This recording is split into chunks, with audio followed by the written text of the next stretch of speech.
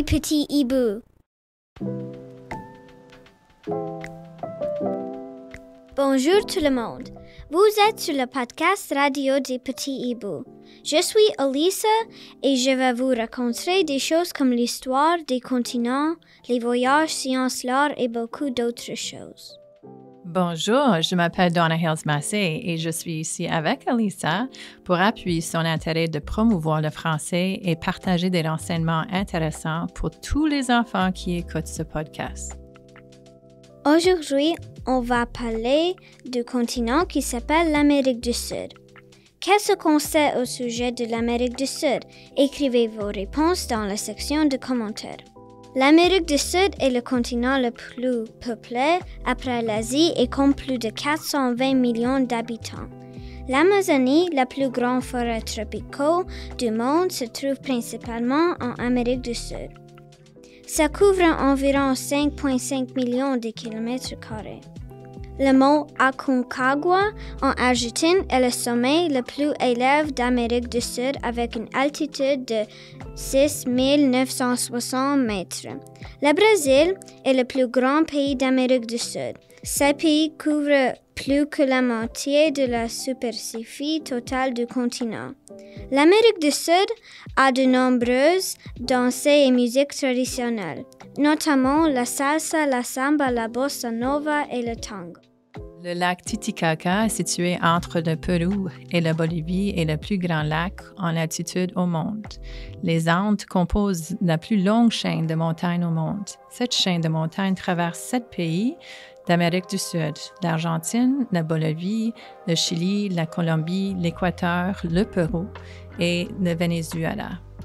L'Amérique du Sud est le continent le plus riche en biodiversité, ayant la multitude d'espèces d'animaux et de plantes. La Patagonie, située principalement en Argentine et au Chili, est célèbre pour ses paysages incroyables, ses glaciers et ses fjords. L'Amérique du Sud possède une grande variété de climats, des régions tropicales et humides, de l'Amazonie et des déserts arides d'Atacama au Chili. Pouvez-vous nous partager les renseignements au sujet de la géographie de l'Amérique du Sud? Au cœur des Andes péruviennes, sur les hauteurs de la vallée sacrée, se trouve un étrange paysage. Ici se trouve l'ancien habitant des Incas. Cette ancienne civilisation des Incas inclut des bassins d'eau et mines de sel. Mais Machu Picchu est l'un des trésors les plus précieux de l'Empire Inca. Le Chili possède une géographie folle, le désert aride, les lacs super grands, les volcans et les glaciers. L'histoire du Chili mentionne l'obsession des voyageurs et des explorateurs pour les richesses de la terre et de grands espaces à visiter. Ce mince ruban de pays est collé au bord de l'océan Pacifique.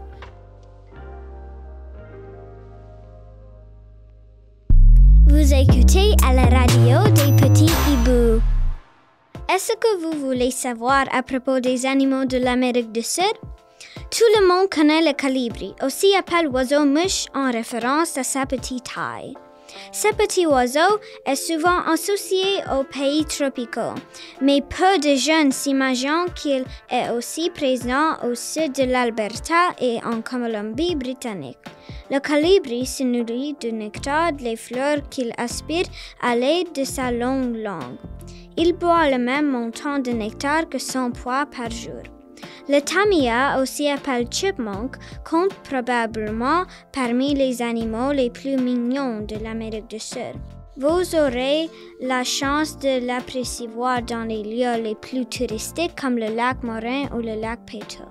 Le capybara est le plus gros rongeur du monde. Il ressemble à un cochon d'Inde géant, souvent appelé capillé. Il a une grosse tête rectangulaire avec de grands yeux bruns et un mousseau aplati. Les poils de son pelage beige sont raides et courtes. Sa queue est presque inexistante. Ses pattes avant ont 4 doigts et ses pattes arrière 3. De plus, elles sont semi-palmées, ce qui lui permet de non seulement bien nager, mais également de supporter son énorme poids sur les rives qu'il fréquente.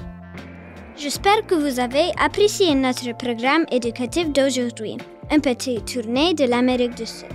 N'oubliez pas d'écouter les prochains podcasts sur Radio des Petits Hiboux. À bientôt sur les ondes. Bye bye! Restez avec nous sur la radio des Petits Hiboux.